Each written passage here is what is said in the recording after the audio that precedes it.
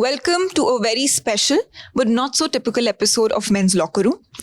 ये एक नया फॉर्मेट है जहाँ पे हमने कुछ YouTube क्रिएटर्स के साथ कुछ मिनी एपिसोड शूट करे हैं. अगर आपको ये देखना पसंद आए so please let us know in the comments below and we promise that we will get you a longer episode with them. I hope you enjoy watching it. Hi Akash, welcome to men's locker room. Thank you. Hi, how are you? I am good. पहले तो ये बताओ कि अगर आपको अपने आप को डिस्क्राइब करना होता तो कैसे करते? मतलब ये तो बहुत बड़ा डिस्क्रिप्शन हो जाएगा. कुछ बेसिक या कुछ स्पेसिफिक? हाँ, कि जैसे अगर किसी को बताना हो कि इन अ नटशेल मैं ऐसा इंसान हूँ यार. जितना मैं स्टेज पे ऐसे लगता है उतना कैसे समझाऊं, वर्ड नहीं आ रहा कोई, बट थोड़ा सा एक्सट्रोवर्ट हाँ, या जो भी बोल सकते हो. ऑफ स्टेज मुझे थोड़ा सा टाइम लगता है खुलने में, लोगों से बात करने में या मिलने में या ऐसे. Yes. आपको लगता है कि आप इंट्यूटिव हो, कि आप देख के इंसान परख लेते हो? नहीं, वैसे मैं अपने काम में बहुत इंट्यूशन पे बहुत रिलाई करता हूँ, बट लोगों में नहीं. मैं आई डोंट थिंक सो मैं ऐसे जज कर पाता हूँ कि इंट्यूशन से कि ये सही लग रही है या ये पागल है ये खतरनाक है. नहीं. आपका अभी रिसेंटली एक टूर भी हुआ था ना? हाँ जी यार, उसका एक्सपीरियंस बताओ. कहाँ का बहुत होते रहते हैं एक्चुअली. ओह ऑफ कोर्स अभी होने भी वाला है ना शायद. अभी इंडिया टूर होने वाला है. मैं अभी कनाडा में शोज करने गया था और मैं फर्स्ट टाइम कनाडा गया था, तो बहुत मजा आया मुझे. उसके बाद मैं घूमा भी बहुत वहाँ और बहुत सुंदर लगा मुझे कनाडा. बड़ा मजा आया मुझे एक्चुअली. नेचर, पहाड़ बहुत पसंद है. ओके. वो बीच और माउंटेन पर्सन पूछते हैं ना, तो माउंटेन. हाँ, माउंटेन. तो सिर्फ पहाड़ पसंद है या फिर पहाड़ में जो नहीं, मुझे वाटर बॉडीज बहुत पसंद है. किसी भी तरह की फ्रेश वाटर बॉडी, झरना, नदी, झील, तो जहाँ दिखती है और अगर उसमें अलाउड है तो मैं छलांग मार देता हूँ. तो मैं कनाडा में जहाँ इतने लेक्स हैं वहाँ पे, तो मैं जितनों में भी डिप ले सकता था मैं लेके आया हूँ. बड़ा मजा आता मुझे. चलो अच्छी बात है. नायग्रा फॉल्स में डिप नहीं मारा. वहाँ अलाउड नहीं है. वहाँ एक्चुअली वहाँ डिप मतलब डेथ होती है. हाँ, सही बात है. तभी मैंने बोला जहाँ अलाउड है. वरना लोग यही होते हैं, कहीं भी मार लेते हैं. पता है, वैसे मैंने नोटिस किया है कि एक लड़का चाहे सीए हो या फिर सीईओ हो, उनकी ड्रीम एक लड़के की हमेशा एक ही होती है बचपन में कि मेरे को क्रिकेटर बनना है. अच्छा, आपकी थी? नहीं, मेरी भी थी, पर ये सीए नहीं. मैं बहुत सीएस को जानता हूँ जिनको सीए ही बनना था हमेशा से. सच्ची में? हाँ, होते हैं ऐसे भी यार. बट हाँ, क्रिकेट मतलब अब जो जनरेशन आ रही है उनका मुझे नहीं पता, पर हमारी जनरेशन में तो बहुत बड़ी चीज होती थी, क्योंकि वो सचिन तेंदुलकर, सौरव गांगुली और इतना मतलब मजा आता था वो सब देख के. तो मैं तो बहुत सीरियसली परस्यू करता था क्रिकेट को. मैं कोचिंग पे भी जाता था, एकेडमी वगैरह में, बट हाँ कुछ हो नहीं पाया. तो रह गई यहाँ पे बात रह गई. तो ऐसे में एक इंसान कैसे प्रोसेस करता है कि जो ड्रीम थी, like when does one person give up on the dream? मतलब मैं तब स्कूल में था आई थिंक. हाँ, जब मतलब मेरे पेरेंट्स ने बोल दिया था कि ये सब खेलना मिलना नहीं है, पढ़ाई करो टाइप्स एंड ऑल. तो पहले मैं लड़ा वड़ा, फिर उन्होंने दोबारा ज्वाइन करा दिया. बट अनफॉर्चुनेटली मैं जहाँ खेलने जाता था वो कोच ही फ्रॉड निकला है. सच्ची में? जनकपुरी में ही था एक. हमें बाद में समझ आया, हम बहुत छोटे थे, बच्चे थे हम लोग, तो कुछ समझ नहीं आया. तो बेसिकली उस टाइम ये होता था कि आप जहाँ कोचिंग लेने जा रहे हो, जिन क्लब्स में खेल रहे हो, वहाँ के कोचेस की थोड़ी जान पहचान होनी चाहिए थी. तभी वो अपने बॉयज को आगे भेजते कि इनको देखो, ट्रायल पे लेके जाओ. तो हमें वो अपॉर्चुनिटीज नहीं मिल रही थी. और ना मेरे स्कूल में टीम थी, ना मेरे कॉलेज में टीम थी. जैसे डीयू में बहुत कॉलेजेस की बहुत स्ट्रॉन्ग टीम होती है. मैं भगत सिंह कॉलेज में पढ़ा था, वहाँ टीम थी, उसमें भी मैं गया था ट्रायल्स के लिए. सैड स्टोरी है, मैं बता रहा हूँ पहले, ठीक है. मैं फर्स्ट ईयर में ट्रायल्स के लिए गया था, तो 10-12 दिन रिहर्सल कर रहा हूँ. एक तो कॉमेडी में रिहर्सल किया था. 10-12 दिन प्रैक्टिस करी थी. एक्चुअली 20-21 लोग थे और एक मैच खिलाने वाले थे वो लोग, फ्रेंडली मैच. जो फिर अच्छा खेलता उसको उसमें आगे होता. उससे एक दिन पहले मुझे चिकनगुनिया हो गया. तो फिर मैं ऑब्वियसली नहीं सिलेक्ट हुआ और फिर मुझे अटेंडेंस भी नहीं मिली कि मैं स्पोर्ट्स खेल के आया हूँ. तो ऐसे मैंने ट्राई करता रहा हूँ मैं बार-बार कि क्रिकेट से जुड़ सकूं. बट उस टाइम वो जो क्वेश्चन था कि कैसे ड्रीम पे, उस टाइम तो जब वो हो गया कि नहीं हो पाएगा तो फिर मैंने छोड़ दिया था. एंड मैं हमेशा से उस टाइम इस तरह की चीजें सोचता था कि 12th में नंबर अच्छे आने चाहिए, क्योंकि उससे आपको अच्छा कॉलेज मिलेगा और कॉलेज लाइफ मस्त होती है. तो मैं काफी पढ़ने वाला बच्चा, मैं 91% आए थे मेरे 12th में. क्या बात है. या थैंक्स यार, बेस्ट ऑफ 4th और विद मैथ्स. तो स्टूडियोस हो आप? मतलब गीकी नहीं हूँ मैं, लेकिन पढ़ाई कर लेता था. ऐसे पढ़ाई से बचता नहीं था मैं, और टॉपर भी नहीं था मैं, लेकिन टॉप 5 में आ जाता. अबव एवरेज तो थे ही. एक्सक्यूज मी, टॉप 5 में आ रहा था मैं. अबव एवरेज बहुत अलग होते हैं, वो तो टॉप 25 में आते हैं. तो फिर टॉपर बोलो ना. टॉपर होते हैं वो एकदम ही, वो 99%, 98%, 100 नंबर आ गए, वो सब नहीं होता था. 91, 92 इतने आते रहते थे, 89, 90 ये सब. तो यार ऐसे में जब एक बच्चा, एक लड़का अपनी लाइफ में अच्छा कर रहा होता है, स्टडीज वाइज भी अच्छा कर रहा रहा होता है, तो उनके पेरेंट्स के लिए ना वो चीज़ बहुत डिफिकल्ट हो जाती है ग्रैपल करने के लिए कि यार ये मेन स्ट्रीम जॉब 9 to 5 और जैसे जैसे आगे बढ़ना है वो नहीं कर रहा, ये किसी और ही करियर में जा रहा है। नहीं तो मैं तो नॉर्मल मेन स्ट्रीम काम ही कर रहा था जब before I start stand up. तो मैंने कॉलेज में थिएटर करता था मैं। तो कॉलेज में तो उनको फ़र्क नहीं पड़ता ना कि ठीक है पास हो रहे हैं, नंबर आ रहे हैं। फिर कॉलेज के बाद मेरी जॉब लग गई थी, तो मैं वीकेंड्स पे थिएटर करता था, तो उनको लगा ठीक है जॉब भी लग गई है। फिर मैंने धीरे धीरे इधर उधर कुछ काम करना शुरू कर दिया कि थोड़ा वॉइस ओवर सीख रहा था मैं, स्टैंड अप करना स्टार्ट कर दिया और चीज़ें सीखनी शुरू कर दी। तो जब मेरे पेरेंट्स, मुझे याद है एक बार ही ना वो पहली बार कहीं फॉरेन कंट्री घूमने गए थे और मैंने पीछे से उनको बताए बिना जॉब छोड़ दी और मत खेलने दो मुझे क्रिकेट है। रिबेल। मैं रिस्क लेता हूँ लाइफ में, बट मैं इतना फ्लैम्बॉयंट रिस्की इंसान नहीं हूँ। मैंने 1 साल जॉब करी थी और वो सारे पैसे सेव किए थे मैंने, क्योंकि मुझे पता था कि जब मैं ये क्रिएटिव किसी भी फील्ड में घुसूंगा तो 1-2 साल तो डेफिनेटली कोई पैसे नहीं मिलने वाले, कई 9-10 साल भी नहीं मिलते। बट एक मुझे इतना पता था, तो मुझे था कि घर वालों से पैसे नहीं मांगने हैं, इसलिए मैंने वो जॉब भी करी थी और मेरे को मजा भी आया था जॉब में। तो अगले 1-1.5 साल मैंने उस पर सर्वाइव किया और फिर उतने में मुझे छोटे काम मिलने लग पड़े कि एक कोई वर्कशॉप है, एक छोटी सी परफॉर्मेंस है थिएटर की, रेड नोज क्लाउनिंग करके एक आर्ट फॉर्म होता है थिएटर में ना, तो मैंने वो सीखी थी। तो हम छोटे बच्चों के लिए, अंडर प्रिविलेज स्कूल्स में बच्चों के लिए प्ले करते थे, तो उसके हमें थोड़े पैसे मिल जाते थे। तो ऐसे कुछ करके चलता रहा, मतलब कोई दिक्कत नहीं हुई। और उस टाइम ज्यादा शौक नहीं थे इतने महंगे जो अब हो गए हैं ना। अब करना पड़ता है, अब क्या करें you know, आपका सबसे महंगा शौक कौन सा है? मेरा इतना कोई है नहीं है सच। मेरे को सन ग्लासेस पसंद है। Okay. मैंने जूतों वाला भी ट्राई किया था, बट मेरा वो खत्म हो गया। अब क्रेज खत्म हो गया। हाँ वो खत्म हो गया मेरा स्नीकर्स वाला। सन ग्लासेस कौन से सबसे एक्सपेंसिव है? यार ये सब बताना है क्या ऐसे, मतलब विद रेट बताना है? नहीं मतलब वो मेरे पास जो मुझे पसंद है एक्चुअली, एक प्राडा के सन ग्लासेस है मेरे पास, वो मुझे अच्छे लगते हैं। अच्छे होते हैं उसके काफी। हाँ नहीं एक बर्बरी के हैं। ओके। और अरमानी भी है। तो मैं एयरपोर्ट पे सनग्लास हट पे आपको दिख जाऊंगा कभी भी। नाइस। सारे फैंस को पता है इनको कहाँ पकड़े। हाँ। यार आपने रिसेंटली एक शो परफॉर्म किया था जहाँ पे इंडियन क्रिकेट टीम भी आई थी। नहीं मैं गया था वहाँ, वो नहीं आए थे। हाँ मतलब वो थे आपके, वो थे वहाँ पे। वो वहाँ थे, मैं उनके लिए परफॉर्म करने गया था।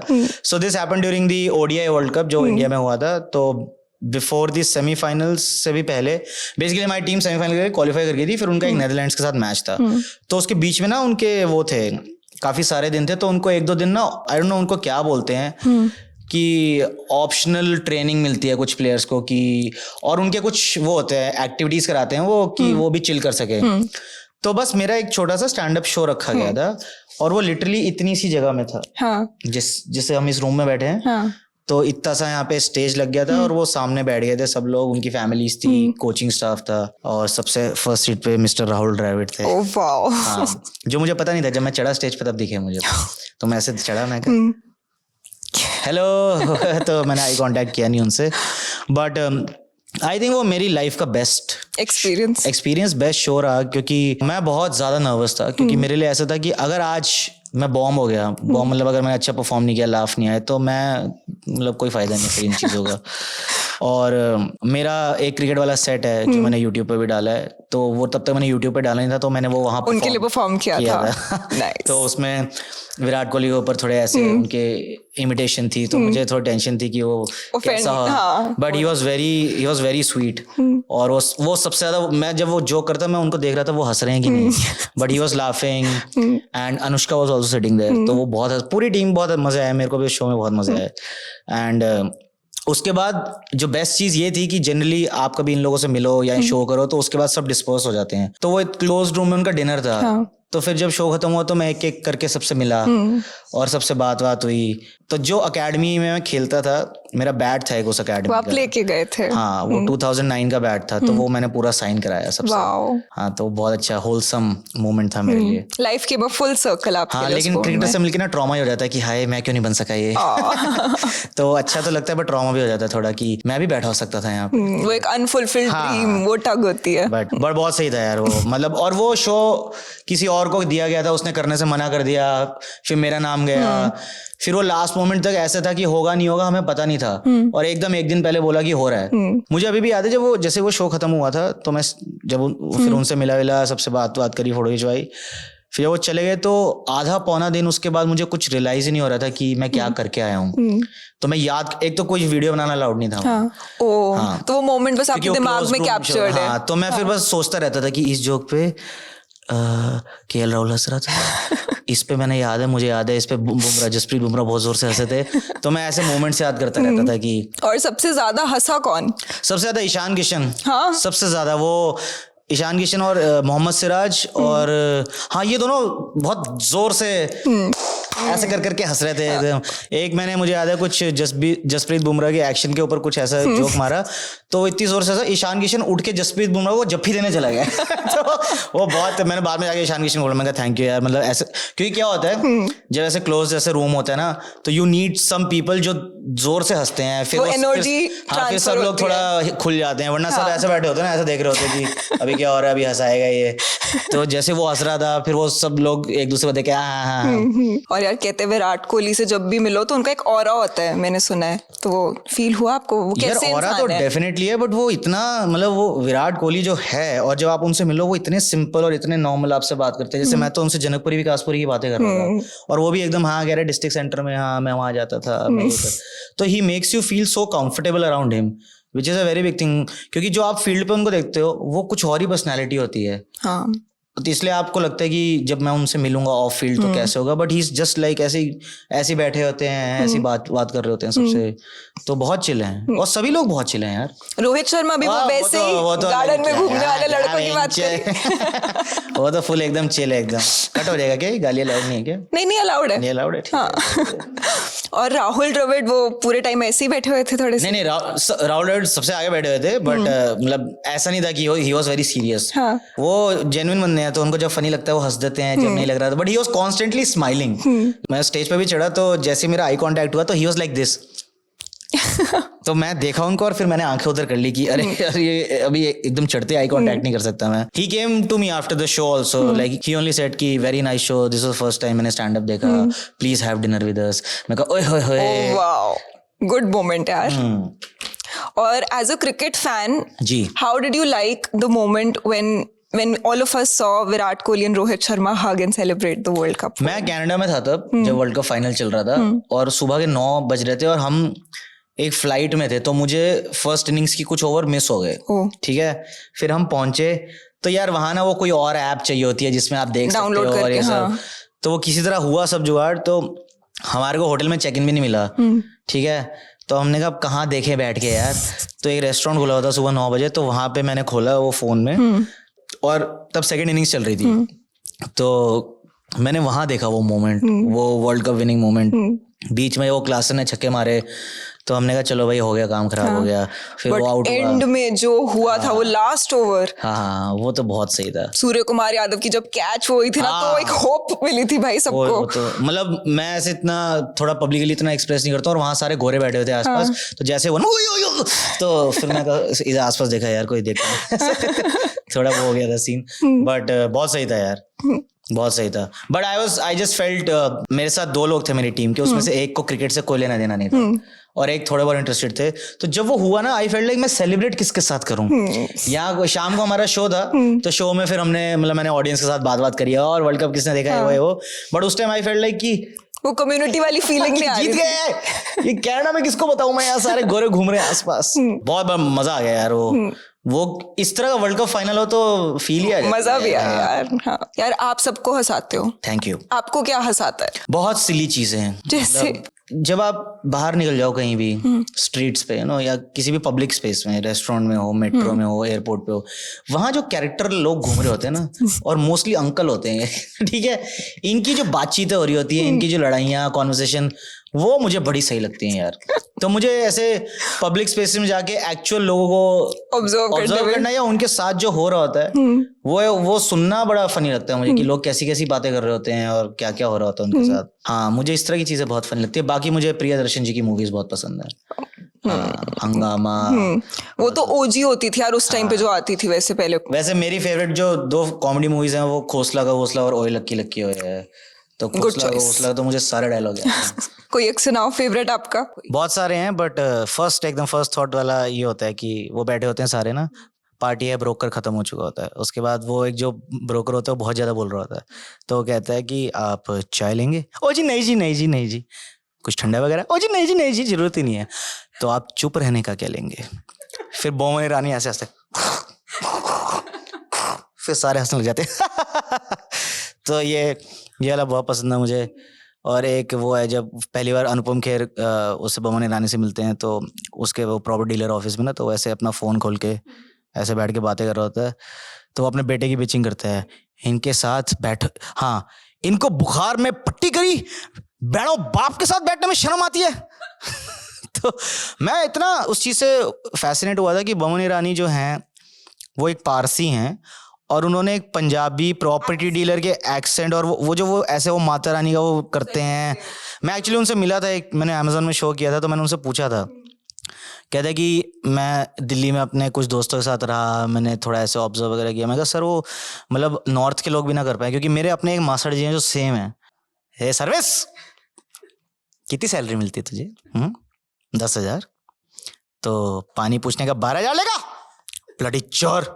उसमें वो वाला सीन होता है ना यार, वो मुझे फनी लगता है, किसी और लगता नहीं। रणवीर शोरी, ठीक है, और वो विनय पाठक बैठे होते हैं, तो वो कुछ डिस्कशन हो रही होती है कि अब जमीन पे कब्जा हो गया है, अब क्या करना है। तो वो कहता है कि मेरे पास एक जमीन है, हम कुछ कर लेंगे। तो रणवीर शोरी करता है, ओ जी शागिर्द बना लो मुझे अपना। तो वो कहता है कोई जरूरत नहीं है। तो ऐसे छोटे छोटे मोमेंट्स हैं। वो वाली मोमेंट भी अच्छी थी, ओए लकी लकी ओए की मोमेंट थी वो, जब वो एक ओल्ड लेडी के घर से टीवी उठा के लेके जा रहा था। चाय जी मैं लकिया नहीं, ओए लकी लकी में मेरे 2 फेवरेट मोमेंट्स हैं। उसमें एक होता है वो जब वो डेक चुरा के जा रहा होता है ना, वो म्यूजिक सिस्टम, तो लड़की आती है, ओए ये तो मेरा म्यूजिक सिस्टम है। हाँ तो मैडम जाके देखो ना पापा जी ने क्या दिया है। ओके, और madam happy birthday, thank you.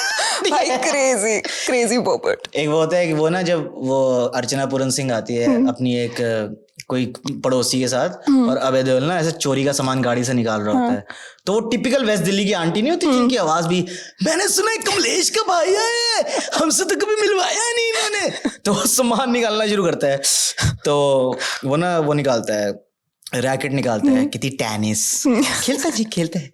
फिर वो बादाम निकालता है, कहता आधी शीशी, वो जी जितनी डिमांड उतनी सप्लाई। तो वो सही है। और एक तो वेस्ट दिल्ली का स्लैंग बहुत क्रेजी लगता है, टेनिस, ऑनर। उस मूवी में जितना मतलब ऐसे इतनी बारीकी से जो चीजें उन्होंने डाली हैं और पकड़ी हैं लोगों के बारे में, वो जैसे अर्चना पूरन सिंह का भी जो कैरेक्टर था कि वो उसको अपना मामा बना रहे, उसके बच्चे का मामा बना रही थी। आई नी ना मिस कर रहा था मोंटू अपने मामा नु, सनी मामा। और बाद में जो पलटती है भाई क्रेजी। उसमें वो भी होता है जब वो आता है ना वो रेस्टोरेंट ओपनिंग पे, तो उसका पार्टनर होता है जो बंगाली, वो भी उनके साथ मिल जाता है। तो वो एंड में कहता है ना मैं थप्पड़ मारूंगा, तो हांडा कहता है ओए मैं पुलिस बुलाऊंगा, कह रहा हांडा साहब खा लो खा लो खा लो एक। तो ऐसे करता है। फिर वो गुस्से में जा रहा होता है, तो एक लड़की मिलती है, कितनी हाय, कह रहा मत जाना कोफ्ते हार्ड है, पीछे से बंगाली सॉफ्ट सॉफ्ट सॉफ्ट है। तो मेरे को बहुत पसंद है वो दोनों मूवीज। यार ये नॉस्टैल्जिया एक अलग वो होती है, मोमेंट होती है। पेशाब करना मन है, कमाल है, हमको पेशाब करना है यहाँ। क्रेजी। अब ये बताओ कि how has YouTube helped you professionally in your career? I think YouTube है तो फिर हमारी स्टैंड अप वीडियोस हैं, क्योंकि अगर वो ना होता तो मतलब मुझे नहीं समझ आता कि उसके अलावा और उस टाइम क्या मीडियम था जिसके थ्रू हम ग्रो कर पाते। क्योंकि स्टैंड अप हम कर रहे थे, छोटी छोटी जगहों पे कर रहे थे, क्लब्स में कर रहे थे, थोड़े बहुत हमें पैसे भी मिलते थे परफॉर्म करने के, बट ऑडियंस, न्यू ऑडियंस को रीच आउट करने का कोई तरीका नहीं हमें पता था यूट्यूब के अलावा। तो जब हमने यूट्यूब पे वीडियोस डालने शुरू किए तो फिर लोगों ने कॉमेडियंस को फॉलो करना शुरू किया, और फिर वही लोग हमारे शोज पे आने लगे। एक तो बहुत सारे लोग ये क्वेश्चंस पूछते हैं कि आप लोग साल में 2 वीडियो क्यों डालते हो, आप लोग यूट्यूबर हो, पर इतनी हम यूट्यूबर्स नहीं होते हैं। हमारा प्राइमरीली काम stand up show live shows करने का होता है, और जो वीडियो आप लोग देखते हो वो उसी शो के एक हिस्से होते हैं, छोटे छोटे पार्ट्स होते हैं।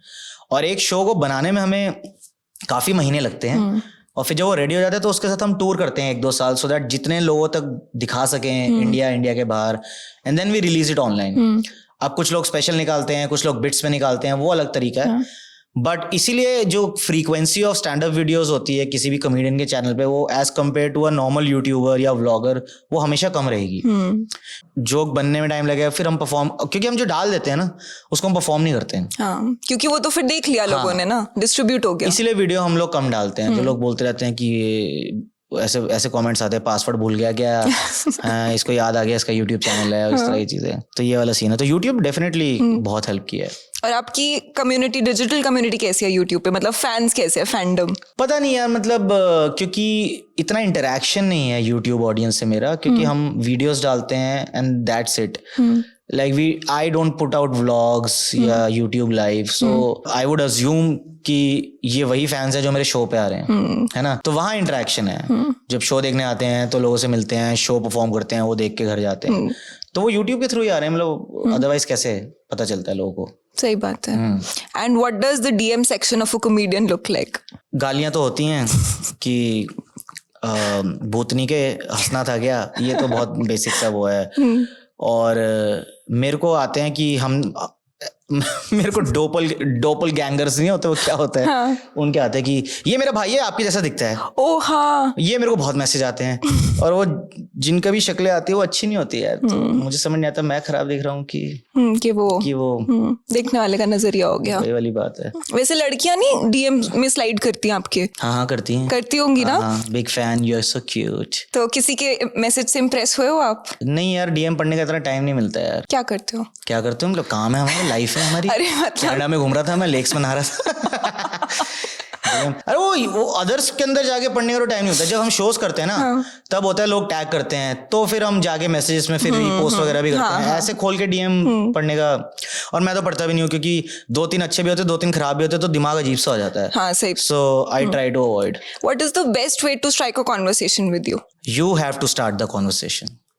या आप कभी खुद से नहीं करोगे? मतलब very rarely, depends on the situation, but अगर सामने वाले इंसान ने कॉन्वर्सेशन स्टार्ट कर दी और वो मुझे बात सही इंटरेस्टिंग लगी, तो फिर बात शुरू हो जाएगी। ओके। मतलब ये क्रिकेट वगैरह जो है, ये अच्छे स्मॉल टॉक, वो क्या बोलते हैं, आइस ब्रेकर्स। हाँ, क्रिकेट कॉमेडी आइस ब्रेकर नहीं है मेरे लिए। इसमें से आगे जो पूछते हैं कि आप जो बनाते हैं ये कैसे बनता है और ये शो कैसे करते हैं आप, तो घूमना फिरना, ये सब अच्छे आइस ब्रेकर है मेरे से बात करने के लिए। यार वैसे जब आप अपने दोस्तों के साथ बैठते हो, वो आपसे भी ऐसे कभी होता है मोमेंट कि यार चल एक जोक सुना? दोस्त नहीं बोलते, पर जो जिनसे आप कभी कभार मिलते हो, रिश्तेदार या दोस्तों के दोस्त जो आपसे पहली बार मिलते हैं, जिनको ऐसे हैरानी हो जाती है, अरे I have seen you. Sarojini Nagar. Yeah, Sarojini Nagar. I have seen you. I follow you. फिर अगर आप वही जो मैं शुरू में कह रहा था कि अगर मैं 5 मिनट कुछ ना बोलूँ, मैं बस सब लोग बैठे मैं बैठा हूँ, यार आप बड़े सीरियस हो यार, आप ऐसे रहते हो क्या, आप सीरियस? आप में तो एटीट्यूड है। हाँ, ये भी लगता है लोगों को। नहीं, एटीट्यूड नहीं यार, हर टाइम ऑन नहीं रहते हम लोग, वो वाली चीज होती है। हाँ। और आपका like how would you describe mail friendships for you? मेरी बहुत कम है, क्योंकि मैं स्कूल में जहाँ पढ़ता था उधर लौंडे अच्छे नहीं थे। तो और मैं जिस तरह की फैमिली से आता था, तो हमें बड़ी स्ट्रिक्ट गाइडलाइंस थी कि इस तरह के लड़कों से दूर रहना है। किस तरह के होते थे वो? अरे यार, वो जो जनकपुरी के लड़के होते हैं, पता तो है तुम्हें यार, अब इसमें बताने वाले वो गलत चीज बतानी पड़ेंगे मुझे, वो क्या करते हैं, किस तरह की बातें करते हैं। कुछ अच्छे भी थे, जैसे मेरा एक दो स्कूल के दोस्त हैं जो मतलब मेरे साथ 2nd क्लास से पढ़ रहे थे, बट मोस्टली उस टाइम मैं बहुत जजमेंटल होता था इन चीजों का, ये कि ये तो गलत काम कर रहे हैं, ये बम फोड़ रहे हैं, ये सब सिगरेट पी रहे हैं, ये सब। तो मैं कुछ नहीं करता था, तो मैं बड़ा दूर रहता था। तो उस चक्कर में स्कूल में इतनी दोस्ती हुई नहीं, कॉलेज में जाके मेरे फ्रेंड्स बने। फिर जब मैंने थिएटर करना शुरू किया, तब मेरे बहुत अच्छी मेल फ्रेंडशिप्स हुई, क्योंकि तब एक कॉमन एक चीज मिली हम लोगों को। जैसे हम वर्कशॉप्स करते हैं, तो वैसे ही when you are in a theatre workshop, तो आप वैसे अपना सारे इनहिबिशन सब कुछ निकाल देते हो, क्योंकि you are performing together, you are kind of, मतलब आप एक दिन में इतने घंटे साथ बिता रहे हो, चाहे लड़के हों लड़कियां हों। तो वहां पे मैंने actually I got like very nice friends, जो अभी भी बहुत सारे मुंबई शिफ्ट हो गए हैं, मैं दिल्ली रहता हूँ, तो जब भी आता हूँ तो मिलता हूँ, कभी वो मेरे शो पे आते हैं और ये सब। तो वैसे मेरी मेल फ्रेंडशिप्स अच्छी बनी। और स्कूल में नहीं बनी? स्कूल में नहीं। स्कूल और कॉलेज में कौन सा बेटर था? कॉलेज यार, और वो भी ड्रामा सोसाइटी की वजह से। अदरवाइज नहीं, कॉलेज में कुछ खास ना होता। Definitely college. ओके। हमारा ना ये चैनल यंग लड़के बहुत ज्यादा देखते हैं, so if you had to give a message to all the young boys looking at you right now. Young लड़कों, ये मैसेज तुम्हारे लिए है किस बारे में मैसेज देना है? ऐसे तो बहुत सारे मैसेज हैं कि सुबह उठो, गर्म पानी पियो, चिया सीड्स वाला पिया करो, आजकल अच्छा होता है, एंटीऑक्सीडेंट्स होते हैं, योगा करो, ऐसे तो बहुत कुछ है। लाइफ में जो लड़के अभी स्ट्रगल कर रहे हैं ना, यंग लड़के हैं जो किस चीज़ में स्ट्रगल कर रहे हैं यार, कुछ लोगों को तो कॉलिंग ही नहीं पता ना, कुछ लोगों को तो आपको पता थी कॉलिंग तो हमें भी लगता है अभी कि कॉमेडी पता नहीं करियर है कि नहीं, 5 साल बाद क्या कर रहा हूँ, वो तो अभी भी चलता है दिमाग में। लगता है हाँ, वो तो मतलब इट्स अ पर्सनैलिटी ट्रेट, मुझे ऐसा लगता है। बाकी जो बिल्कुल ही लॉस्ट हैं, God help you, I can't, sorry young boys, may God be with you. क्योंकि अगर कोई लॉस्ट है तो उसको खुद ही ढूंढना पड़ेगा। मैं भी बहुत लॉस्ट था यार, मैं बहुत काम किए हैं मैंने बिफोर आई डिसाइडेड कि ठीक है अब I stick to stand up. मैंने रेडियो में काम किया है, मैंने मेंस एक्सपी में भी कुछ किया है और मैंने बहुत धक्के खाए हैं, बट मैं रिग्रेट नहीं करता हूँ क्योंकि मैंने जितना भी इधर उधर गया वहीं मैं इतने लोगों से मिला, इतने तरह की एक्सपीरियंसेस हुए, इतना कुछ करने को मिला, from film making to editing, like I know all of this, I can edit my video myself, so I got to learn all of this. Radio में मैं वॉइस मॉड्यूलेशन वाला काम करता था, तो it was a very nice experience. अगर आप भटके हो तो घर पे मत बैठो, बस कुछ ना कुछ ट्राई करते रहो और समझ आ जाता है, टाइम लगता है, अगर तब भी नहीं आ रहा है तो may God be with you, seriously, मतलब फिर तो दिक्कत है कुछ। वैसे आकाश, इतनी आपने सक्सेस अभी ऑलरेडी देख ली है जी, तो इसके बाद भी कोई इनसिक्योरिटीज रहती हैं अभी भी? किस टाइप की? इनसिक्योरिटी तो रहती है ना थोड़ी यार, क्योंकि इसमें कुछ फिक्स नहीं होता ना, ये जो हम काम कर रहे हैं कितना आएगा, कब तक रहेगा, तो ये सब थॉट्स आते रहते हैं कि अरे यार एक वीडियो चल गई, दूसरी थोड़ी कम रहेगी यार, तो पता नहीं क्या, तो ये सब थॉट्स आते रहते हैं। बट फिर वही है, उससे डील करना पड़ता है, थोड़ा साइड करना पड़ता है इस तरह के थॉट्स को, वही इनसिक्योरिटी होती है। और एक लास्ट क्वेश्चन पूछूंगी अब मैं। नहीं 4 पूछो, मैं तो अच्छा। वेल रहा हूँ। हाँ ठीक है, तो एक लास्ट क्वेश्चन कर लेते हैं, ठीक है? आकाश, कभी हार्ट ब्रेक हुआ है? एक्सपीरियंस किया है लाइफ में? हाँ, स्कूल कॉलेज हुआ है यार। तो वो प्रोसेस कैसे किया आपने हार्ट ब्रेकअप? अभी तक चल रहा है वो अंदर रह गया है, वो प्रोसेस नहीं कर पाए हैं, अब थेरेपी में जाना शुरू किया, प्रोसेस करेंगे। उस टाइम तो यार मैं तो ऐसी टाइम पे जनरेशन से आता हूँ, उस टाइम तो ऐसे बात करने के लिए भी नहीं लोग होते थे इतने। आपके अराउंड लोग हैं जिनसे आप बस शेयर भी कर सको कि ये सब चल रहा है लाइफ में, ये सब। अब तो ओवर शेयरिंग शुरू हो गई, मुझे लगता है, मेरे को भी सोशल मीडिया भी आ गया है। हाँ। उस टाइम तो ऐसा होता था कि मेरे साथ एटलीस्ट ऐसा होता था कि ज़्यादा मैं बात कर, मतलब मैं डिस्कस नहीं कर पाता था या शेयर नहीं कर पाता था किससे, तो मतलब मैं फिर अपने अंदर ही रख लेता था।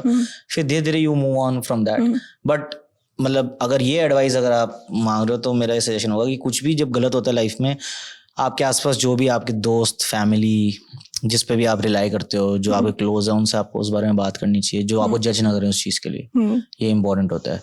मेरे अराउंड सारे जज करते थे साले, इसलिए मैं बोलता नहीं था ज़्यादा, मैं भी करता था। मैं सही इंसान नहीं था पहले, अब हो गए? अब मैं जज कम करता हूँ लोगों को, पहले मैं बहुत जज करता था, अभी भी थोड़ा करता हूँ, पूरा सही नहीं हुआ लेकिन मैं पहले बहुत जज करता था मैं लोगों को, अब तो मैं थोड़ा कम करता हूँ। बट हमने आपको बिल्कुल जज नहीं किया Akash, thank you so much for coming here. Fan fest, yes, YouTube fan fest, बिल्कुल। Yes, men's locker room, men's locker room hosted by women,